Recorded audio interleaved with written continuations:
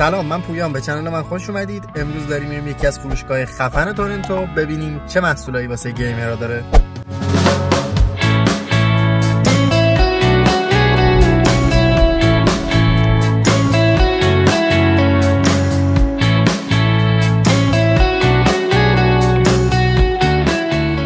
این یکی از پلازه هاییه که خیلی اینجا فروشگاه داره.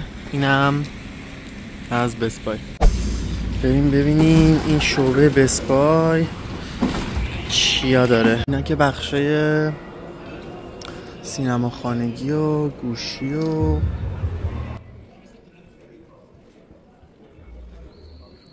ببینیم بخش گیمش هم اون ته.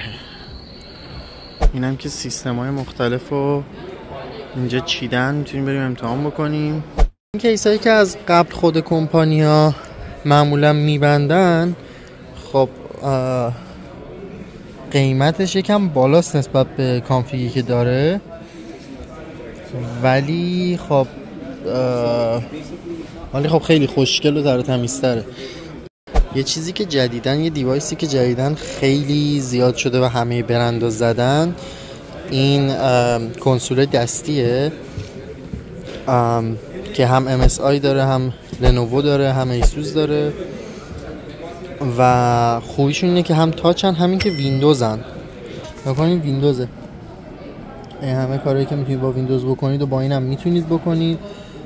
اصلا میتونه به عنوان کامپیوتر باشه. یه هابی داره که اینا فکر کنن الان هابو بهش وصل نکردن، ولی یه هابی داره که میاد وصل میشه روش، بعد با این پورت وصل میشه به اون هاب، بعد خروجی HDMI میتونید بگیرید، میتونید وصل کنید به مانیتور و حالا هر چیزی که میخواید.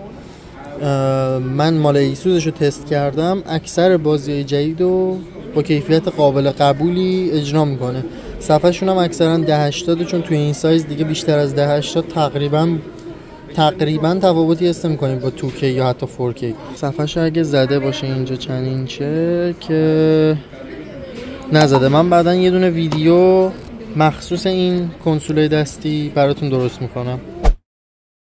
همینجا که اینا رو گذاشته، اکسسوریای نینتندو هم کنارش گذاشته، دسته هاش و هابای مختلف و شارژرها و حتی هدفونش و اینم فکر کنم اینم خود کنسوله، اینم سری دیگه کنسولش. اینم بخش پلی استیشنه که این چقدر خوش رنگه بچه. اینم اون یک سکشن گیمشه که دنده ها و فرمونه رو اینجا گذاشتن. اینم دستای مختلف ایکس باکس با طرح و تمای مختلف. اینو یکی از دوستامون گرفته بود، خیلی قشنگ بود. اینم تقریبا همون شکلیه. اینا هم متاکوستن، متاکوست 3 و 3S که جفتشون هم باندل میشن با بازی بتمن. اینو حتما بعدا براتون ریویوشو میذارم. متاکوست 3 رو ریویوشو میذارم براتون، ولی متاکوست 3S رو فعلا در دسترسم نیست که بخوام واسهتون ریویوش کنم، ولی همه چیزش با اون یکیه. همشون سخت افزارش همه چیزش یکیه، حتی کنترلراش، دوربیناش، اینا همه چیز یکیه. تنها تفاوتش صفحه نمایششه. اون 4K، این کمتر از اونه ولی ارزون تره، ولی خیلی ارزون تره. 128 3S رو گذاشته $400. کوست 3 512ش تقریبا 700 خوردی در میاد بعد تکس.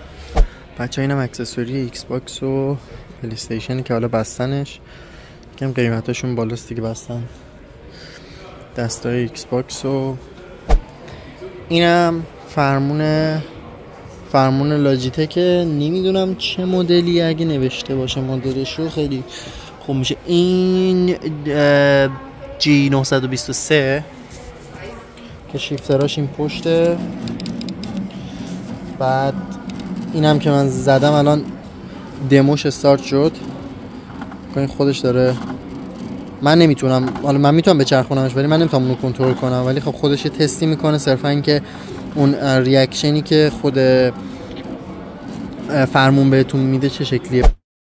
بخش اونور فقط واسه کنسولا و بازیا بود، اینور بخش محصولات گیمینگ مخصوص کامپیوترشه، مثل کیبورد و موس و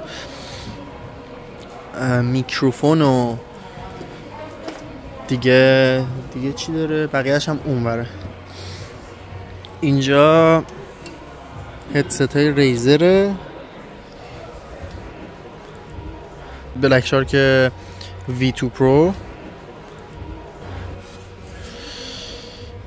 این هم که خیلی مدل معروفیه. اینم همون مدل، فقط مشکیشه. موسای ریزر، کیبوردای ریزر.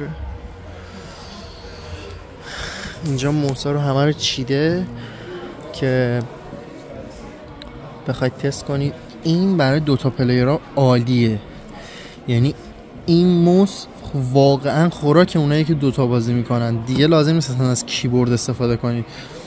اینجا تمام دکمه های دوتا و لیگ آف لجندز رو میتونید ست کنید و به جای اینکه دیگه از کیبورد استفاده کنید اینجا استفاده میکنید. من به شخصه موسای ریزر و لاجیتک رو خیلی قبول دارم. من خودم موس ریزر داشتم و کاملا راضی بودم، به جز این که خیلی سریع خراب شد. یه بار افتاد از دستم و دیگه کار نکرد. این هم هدستاشه و میکروفونش.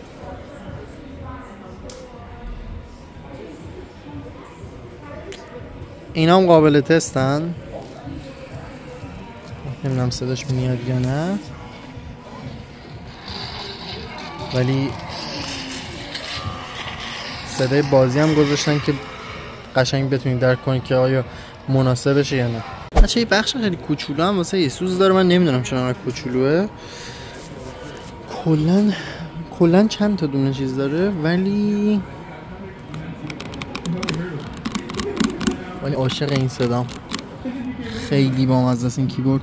اینجاش هم قشنگ یه دونه LCD داره که صدا رو باش کم و زیاد میکنیم و احتمالا مثلا با برنامه خود ایسوس میشه این لوگو رو هم عوض کرد. اینم خیلی صداش خوبه. سری موسای خیلی عجیبم برند کنسینگتون داره، این که واقعا خیلی عجیبه. یعنی حالا این یه مقدار بیشتر شاید موس معمولیه، ولی این اصلا یه دنیای دیگه. کلیکاش این ور و این وره.